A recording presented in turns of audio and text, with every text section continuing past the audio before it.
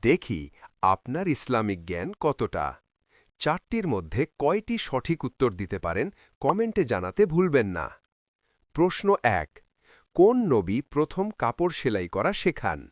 এ হজরত ইদ্রিস আলাইহিসসালাম, বি হজরত শীশ আলাইহিসসালাম, সি হজরত নূহ আলাইহিসসালাম। সঠিক উত্তর হল এ হজরত ইদ্রিস আলাইহিসসালাম। প্রশ্ন ২। জান্নাতের সুসংবাদ পাওয়া ১০ জন সাহাবীকে কি বলা হয়? এ আসহাবে কাহাফ, বি আশারায়ে মুবাশশারা, সি আসহাবে সুফফা।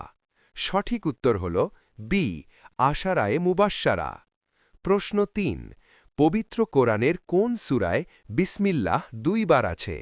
এ সূরা আন-নামল, বি সূরা আর-রাহমান, সি সূরা আল-বাকারা। সঠিক উত্তর হল এ সূরা আন-নামল। প্রশ্ন ৪। কোন নবীকে আগুনের কুণ্ডলী থেকে রক্ষা করা হয়েছিল? এ হজরত ইব্রাহিম আলাইহিসসালাম, বি হজরত ইসমাইল আলাইহিসসালাম, সি হজরত লূত আলাইহিসসালাম। সঠিক উত্তর হল এ হজরত ইব্রাহিম আলাইহিসসালাম।